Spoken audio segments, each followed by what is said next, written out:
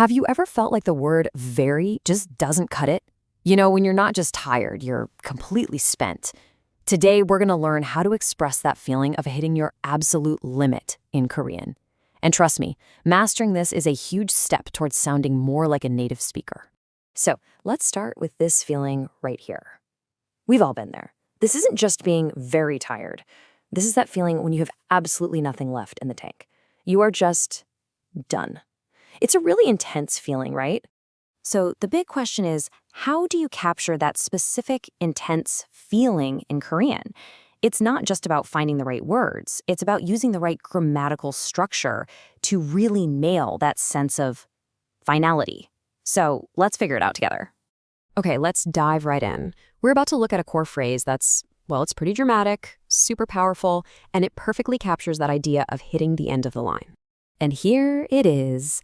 썩을 대로 썩었어. Now, this literally means something like, it has rotted as much as it can possibly rot.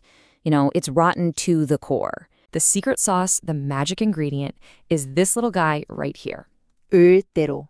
Just think of this as your to the max button in Korean. It's how you say something has gone as far as it can possibly go. It signals that there's just no more room for that state or action to continue. And the rule for how to attach it is super straightforward. If your verb stem ends in a vowel, like 가다, you just tack on 리을 대로 to get 갈 대로. And if it ends in a consonant, like our friend 썩다, you just add 을 대로 to get 썩을 대로. See? Simple as that. Okay, so now let's see how this awesome formula applies to more normal, everyday situations. Because this isn't just for talking about dramatic stuff. You can use this for feelings you probably have all the time. Just look at how versatile this is. You can say, 몸이 지칠 대로 지쳤어. My body is exhausted to its absolute limit. Or you can talk about those old jeans you love. 옷이 낡을 대로 낡았어. They're completely worn out. Stuck in terrible traffic? 차가 막힐 대로 막혀. And for all my fellow procrastinators out there, this one's for you. 미룰 대로 미뤘어. I have put this off as much as humanly possible. All right, so what's the real feeling here? What's the vibe this grammar gives off? It's not just for emphasis. It's about conveying a very specific sense of finality. Let's compare them side by side. You could totally say 많이 지쳤어, which means I am very tired, and that's fine. But when you say 지칠 대로 지쳤어, you're saying something way stronger. You're saying I have hit my physical limit. There is zero energy left. It really implies a point of no return. And here's another powerful example of that nuance. 사이가 나빠질 대로 나빠졌어. This doesn't just mean our relationship is really bad. It implies it's reached a terminal state. It has gotten as bad as it could possibly get. And yeah, the chances of fixing it are probably zero. That feeling of finality is what makes this grammar so incredibly useful. All right, you know the drill. The best way to make this really stick is to try it yourself. So let's do a quick practice run to get this pattern locked into your brain. Okay, situation 1. You've been working for 24 hours straight. You are fried. The verb is 지치다, to be exhausted. How would you say you've reached your absolute limit? Go on, take a second.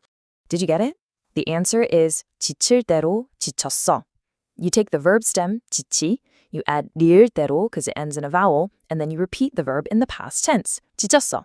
Perfect. All right, next up, imagine a car that's just ancient. It's falling apart. The verb is 낡다, to be old or worn out. So how do you say it's worn out to the absolute limit? And there it is, 낡을 대로 낡았어. Here, the verb stem 낡 ends in a consonant, so we use 을 대로. You see how that pattern just fits every single time? It's awesome. So let's just wrap this all up with your 3-step takeaway. First, think of a state or an action that has reached its absolute max. Second, use the formula. Verb plus 을 대로 plus the repeated verb. And third, always remember the vibe. You're conveying a powerful sense of finality, that true point of no return. And that brings us to the end. So I'll leave you with this question to think about. What in your life right now has reached its absolute limit? Could be anything. And now you have the perfect Korean grammar to talk about it. Thanks for watching.